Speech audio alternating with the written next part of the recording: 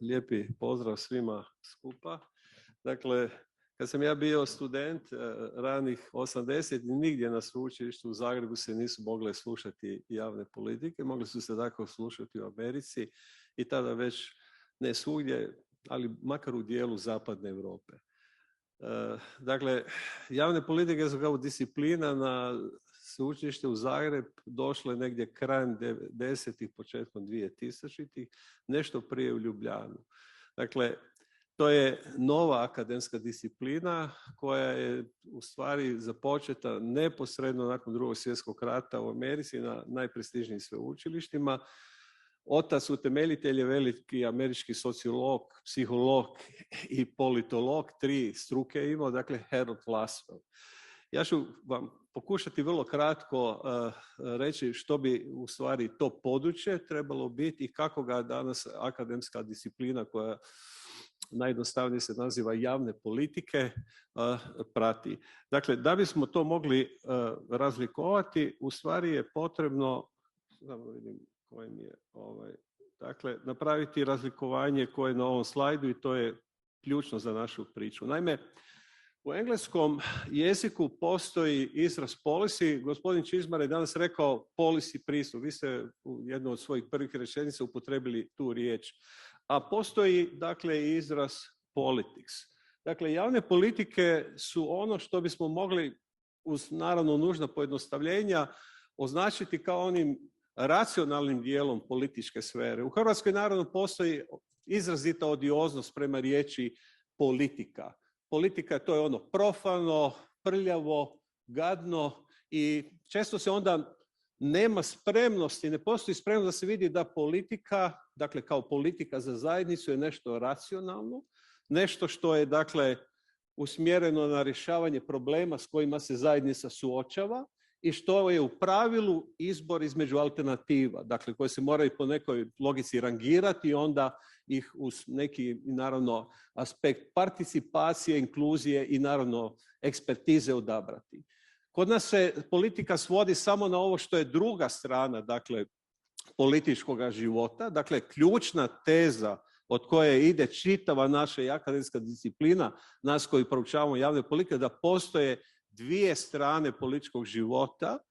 Postoji ona strana koja je racionalna, dakle, nazvaćemo je policy, i postoji ona koja je dominantno iracionalna. Dakle, kad sam ja kod velikog profesora Lerotića studirao sociologiju politike ranih 80-ih, uvijek smo dakle citirali njemačkog sociologa Meinhama koji bi rekao šta je politika. Dakle, to je iracionalni manevarski prostor, to je lomljenje kičme.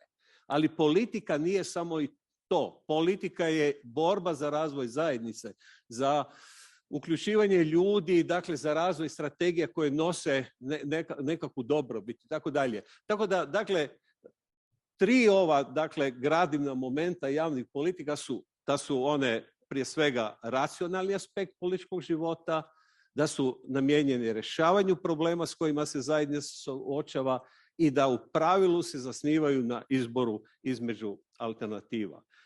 Ako bismo pokušali, dakle, sad to sve staviti u neku definiciju, mada ja izbjegavam definicije, javne politike bi bile, dakle, tijek ili plan djelovanja kojim nastojite dakle, na racionalan način postići ciljeve u političkom odlučivanju. Zašto ovo razlikovanje između riječi tijek ili plan?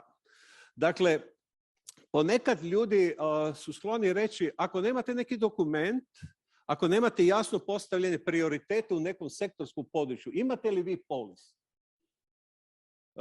Kad sam prvi puta doveo profesora Kolebača, čiju smo knjigu 2004. o javnim politikama preveli na hrvatski jezik, bili smo u jednom ekonomskom institutu našem i jedna istaknuta hrvatska ekonomistica je rekla Hrvatska nema ekonomsku politiku. I sad profesor Kolebač onako sad zvojan kaže, pa kako je moguće da nema politiku, vlada je usvojila proračun, postoji brdo zakona koji se tiču ekonomske sfere, veli, kolegica je odgovorila, pa nemate to sve na jednom mjestu, u jednoj knjizi od 120 strana, ne znam koji bi se zvala ekonomska politika hrvatske vlade. Dakle, čak I tada je ključna stvar došla iz njegovih usta. Čak i ako nemate do kraja decidirani plan, čak i ako izbjegavate odgovor na goruća pitanja zajednice, vi imate policy. Vi u stvari, dakle, i zato danas, kad čitate recimo profesora Thomasa Daya, čija knjiga, ne znam, bio profesor na Harvardu, izašla valjda od nekih 15 izdanja, dakle, u Understanding Public Policy, razumjeti javne politike, on kaže, javne politike su sve što je vlada odlučila napraviti i onda dolazi ključni dio rečenice i propustila napraviti. Ako vi gorući problem godinama gurate pod tepih, vi isto vodite politiku. Tako da, odakle ovo tijek? Javne politike nisu samo kad imate jasan plan na, evo, uvijek s tih 120, sa 120 strana gusto napisanog teksta sa nizom kvantitativnih pokazatelja. Ono što je bitno također reći, da javne politike su se kao akademska disciplina danas razvili u dva smjera. Jedan smjer je studije o javnim politikama, dakle o tome već Lasswell 50. govori, dakle jedan o politikama, primjerice o ekonomskoj politici, Ekonomski institut, o energetskoj politici instituta Hrvoje Požar, o socijalnoj politici, dijelovi, ne znam, pravnog fakulteta, studija socijalnog rada i tako dalje. I onaj drugi dio koji je, ja bih rekao, u Hrvatskoj problematičan, a to je policy analiza. Da koristite, dakle, alate policy analize, naročito u javnom sektoru gdje je to do prije 10-15 godina bilo vrlo ograničeno. Dakle, to je sve ono što bismo mogli nazvati politika zasnovana na dokazima, na evaluaciji, evaluacijske studije i tako dalje. Tako da policy analiza i studije o javnim politikama su ta dva kraka koja su, jedan i drugi su važni, jer posebno ovaj drugi, jer diže racionalnost u odlučivanju. Ja se prije svega bavim javnim sektorom.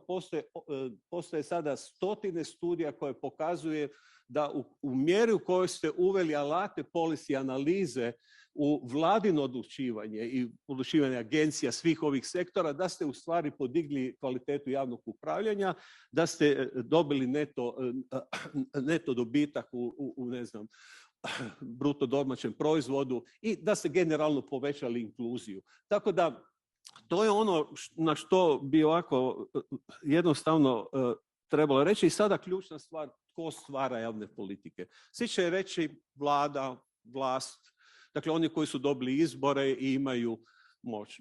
Bez daljnjega, ključan akter. Postoje gradske politike, neke su politike izrazito centralizirane, postoje europske politike gdje države članice imaju razmjerno male ovlasti. Međutim, postoji i danas u demokracijama sve više nešto što bismo mogli nazvati ekspertiza kao osnova stvaranja politika. Dakle, politika se stvara, danas postoji izraz o epistemičkim zajednicama. Profesor Haas je rani 90. uveo taj pojam i pokazao da se politika klimatskih promjena, politike zaštite okoliša rade dominantno tako da epistemičke zajednice stručnjaka, znanstvenika postaju presudni akter u stvaranju politika. I sad dolazi ono treće, a to ima veze sa današnjim skupom. A to je da politike stvaraju stakeholderi koji nisu ni vlast, ni eksperti, ali su zainteresirani za neko sektorsko područje. Ja bih to podijelio na dva dijela. Jedan dio je socijalni sektor, nevladine organizacije, sindikati, građani koji se protive izravno nekakvom direktnom akcijom nekoj politici ili ju podupiru. I s druge strane poslovni sektor, komore, banke, udruge poslodavaca.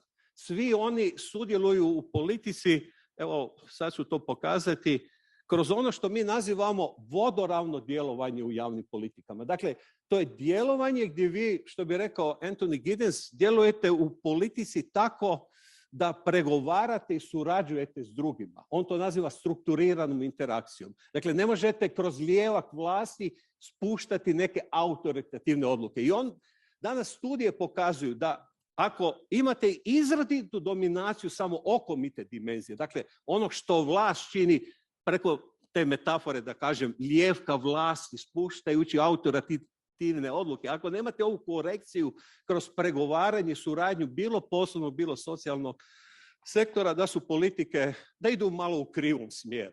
Tako da ta participativnost, inkluzija koju donosi vodoravna dimenzija je jako važna i ne zato što je skup posvećen ovoj temi koji je posvećen nas. Ja to uvijek studentima kažem, to je jako važno. Ako nedostaje ta vodoravna dimenzija, objektivno imamo problem. I sada sasvim kratko pogledajte popis aktera koje, kad bi sada iz ove 3 pozicije pokušali staviti, dakle, tko sve stvara politike, od političara na vlasti, od pritisaka javnosti, od, ne znam, sudova, od javne uprave, konzultanata, istraživačkih instituta, masovnih medija. Postoje poslovne studije koje danas pokazuju kako su neke politike na agendu, dakle na dnevni red, postavili u stvari masovni mediji. Tako da sada možete svako od vas ovdje u dvorani čekirati gdje je Hrvatska tu, što fali. Imamo li mi primjerice dobre istraživačke institute, think tanks, neke svakako imamo, do koje mjere se znanje, policy znanje, specifično znanje o sektorskim problemima uopće koristi u vladinom odlučivanju. To su pitanja o kojima bi trebalo govoriti. I na kraju proces. Dakle, javne politike idu kroz neke sekvence.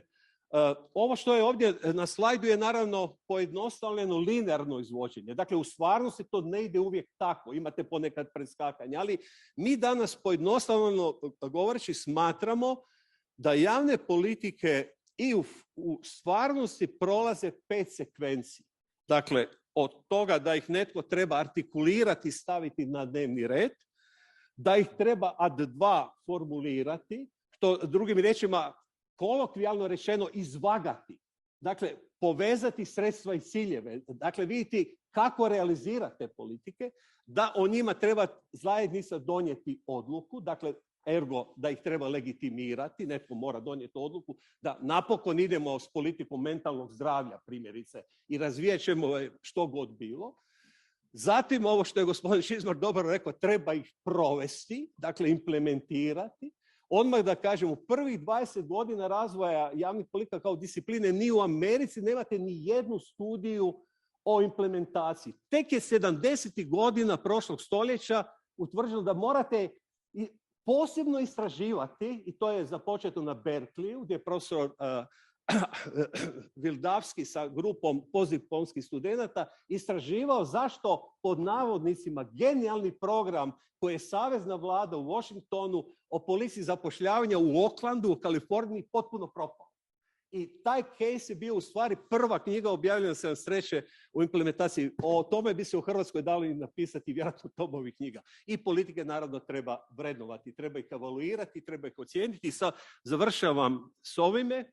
Dakle, to je tih 5 faza koje svaka ponaosob ima svoje dodatne sekvence.